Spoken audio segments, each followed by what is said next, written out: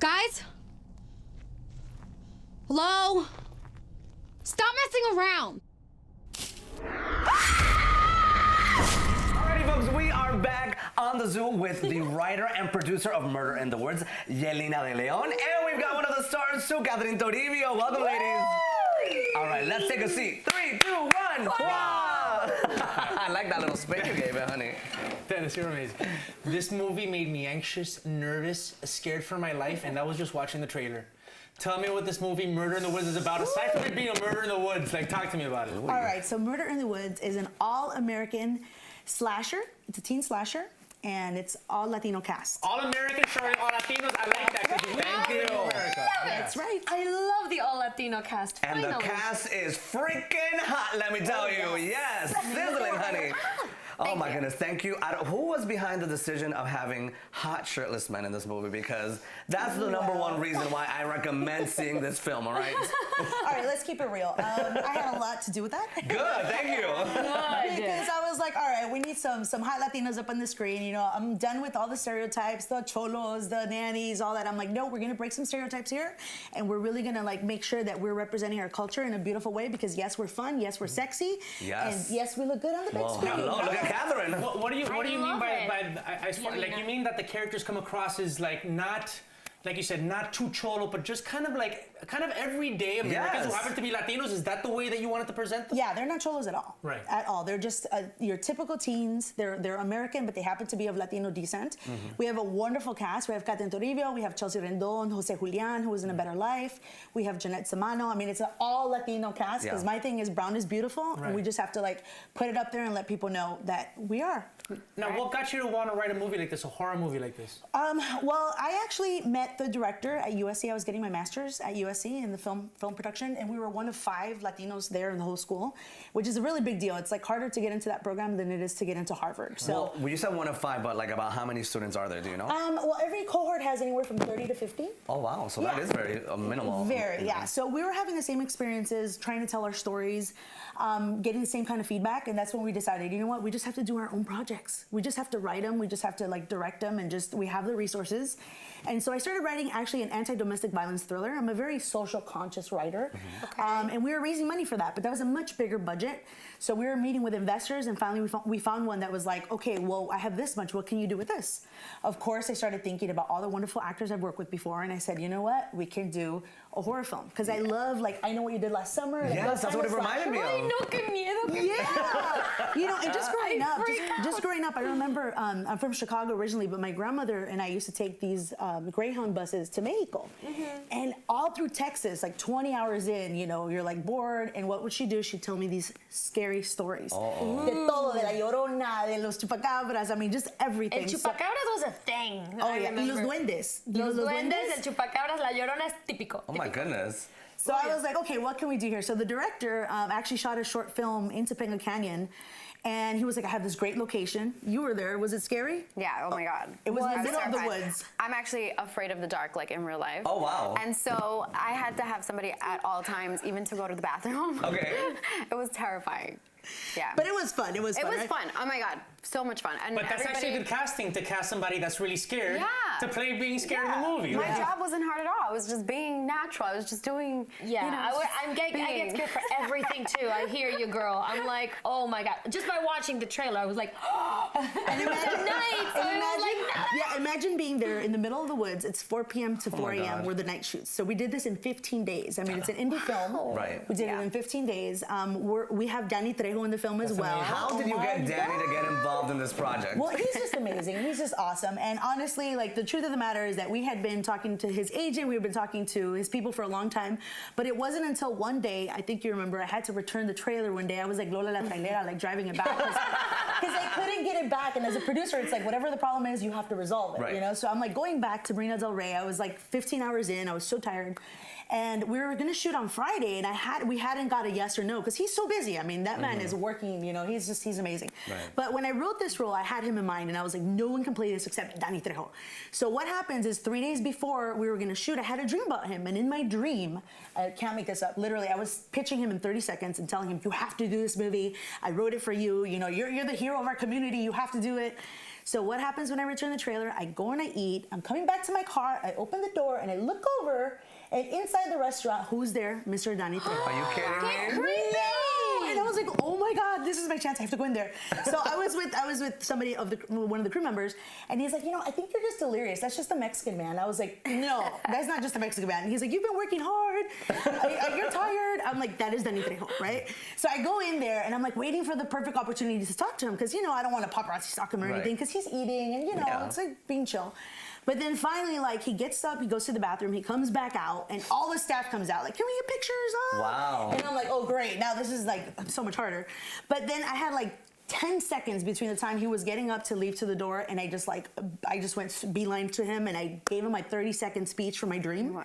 And he's like, when would you need me? And I was like, this Friday. And he was like, okay, we'll get back to you. 3 hours later, they called us. Yes, I'll do it. Wow, that's amazing. Yeah. Right, but like your intuition, like what is this subconscious connection to your dreams? That's crazy. And then the fact that he was there and it was meant to be. I manifested. Dreams come true. We manifested this. Literally. Catherine, tell us about your role.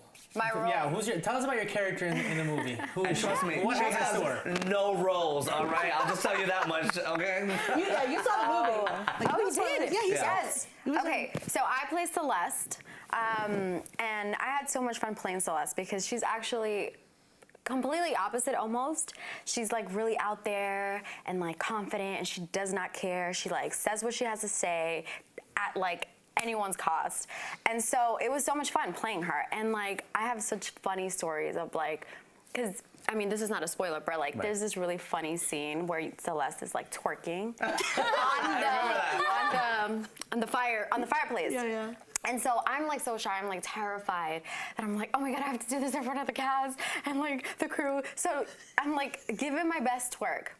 And Yelyna, the producer, comes on and she's like, that is not how you twerk. And she puts up both of her hands on the fireplace in her like coat. Like a snowman. Like a snowman coat. And she just starts twerking. Nice. And I'm like, yes, she can do it, I can do it. So I did it, and I nailed it. No, but it was so much fun, honestly. And Celeste, she's just like such a badass and like such a confident woman that like, how fun is that?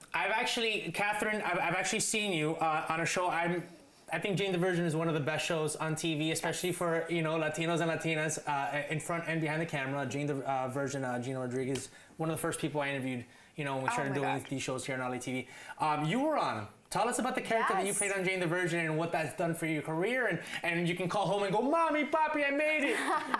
Well, actually, Jane the Virgin was one of the first TV credit I got when I moved to LA. Amen, I was so lucky because, I mean, that show has had such great success, but like the cast is phenomenal.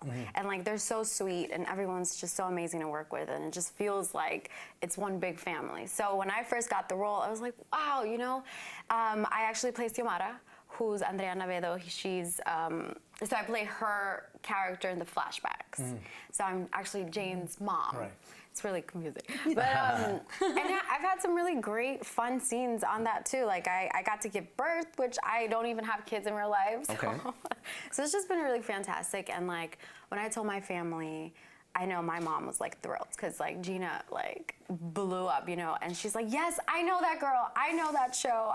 I can't wait to watch it. Are you Puerto Rican, Dominican? What's your I'm ethnicity? Dominican. Okay. From New York. Yeah. You haven't had babies, Queens. but you just No. got married. Can we show off the ring, please? Congratulations, by the way. Congratulations. Thank you. Maybe Yes. you'll know what it is to have a baby soon. We're so Just saying. chismoso here, No, That's hopefully not.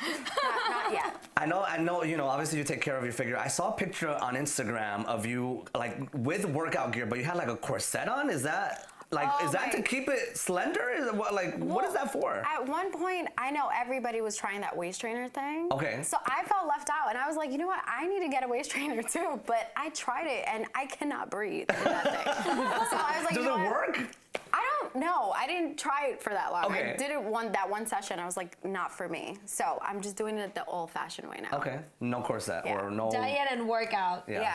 That's it. She knows. Wait, I'm noticing know any of that. you got a stone on your hand. I like the crystals. I'm a crystal. Beautiful. Well, my mom made that. My mom makes all my jewelry. Is for that me. quartz? Yes, it is. Are you That's very a new white agey and quartz. spiritual? I'm just a very spiritual, like universe is for me kind of person. Yes. Nice. I Very love positive. that. Sagittarius. I'm a Virgo. Okay, that's what I'm going to say next. Yelyna, So, sorry, Yelyna, what inspired you to do a horror movie instead of like any other genre? Because, I mean, it's not an easy genre, I feel, because it can get cheesy and it can get but then to do something really good with good quality, you know, it takes some skill. So what drove you into writing that kind of movie? Well, here's the thing. As an actor, I've worked in the business for a long time, and I was like done with the stereotypes. I'm like, no more. I actually want to see quality work with Latino leads. And so Luis Siga, the director, and I were talking about the project that we were going to make, and we're like, let's just do something of quality that we can do in one location with 6 actors. So that was really the gist of it. And we both agreed that our favorite genre was the slasher. So that's when we started thinking about Scream, and I Know What You Did Last Summer, and I was like, how cool would it be to do that with all Latino leads, you know? Because those movies usually have the all-American. It looks like a frat sorority, you know, dance from like, you know, the Midwest. this one was like a Latino frat Do sorority, you which have I other love. stuff cooking like for next year, or are you starting to write other kind of Oh, things? yes. I have a lot of Good. projects. Everyone's like, where's the sequel for this movie? No spoilers, but it's possible. It's possible. We'll see. Okay. We'll see what happens with that. But yeah, I'm definitely writing a lot. I'm doing, I just finished a movie called Bride Plus One, which we shot in Michigan. It's a feature film that should be out next year. It's a comedy. Then I also just did a pilot called Mill Friend, which is also a comedy. So I come from the comedy background world, theater, that kind of thing. And, Oh, cool. but I'm doing a lot of writing. Like, I love writing for beautiful, strong, talented women. There's so many of us out there, but it's like we don't have the opportunity. So I'm like, we have to write it. We have to write it ourselves. And she knows, like, I love kick-ass, badass women characters. That's just what I do. So I have a project as well called Women, but it's Women with a Y.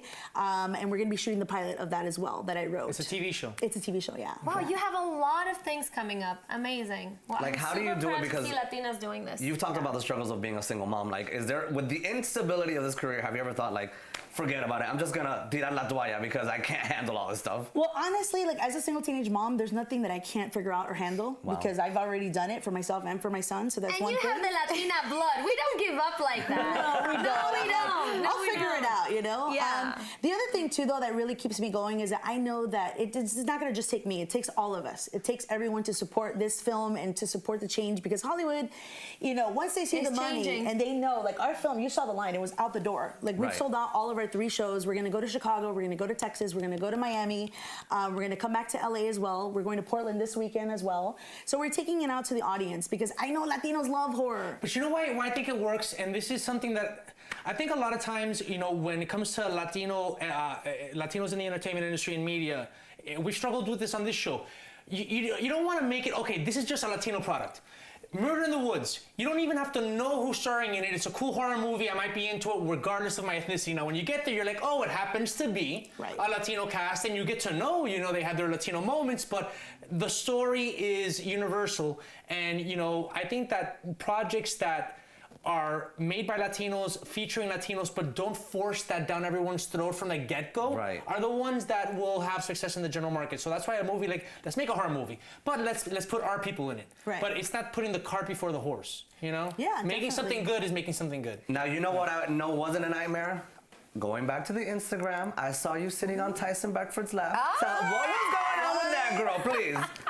Oh my God, you're gonna get me in trouble. Nobody was engaged. That was old. Is he like, did he give you like a lap dance or something at the Chippendale show? Is that what it was? So he was the host at the Chippendale show, which I think he still is, but it was so much fun. At the end of the show, everybody gets to go up and get a photo. So I was like, hell yeah. This was your bachelorette weekend? Yes. How Tyson nice. Beckford is the model. Stunning, gorgeous He's like a African-American man. I remember, he was in Fast and Furious. You're getting confused with Tyrese. Oh, you know who he was in Britney Spears' Toxic video. Is Tyson He was Beckford? the one on the motorcycle. Ooh. I don't watch Britney Spears' videos. Yeah, but surprise, surprise! I'm not a big fan of Britney Spears' latest music video, but sorry. That's not her latest music video. But Oh gosh, sorry. Well, thank you for sharing all that chisme with us, and thank you so much for joining us, ladies. I really appreciate it. And thank you for doing what you're doing for the Latino community, representing them, writing for them, breaking the stereotypes, you know, making a way for us, which is what we need, and we're gonna make it big. Well, thank you so much. And you can go to murderthewoodsmovie.com to see where we're going. Please make sure you go and check us out and support our movie because I'm coming strong. It's our time. And don't go in the woods by yourself. Yeah, thank you.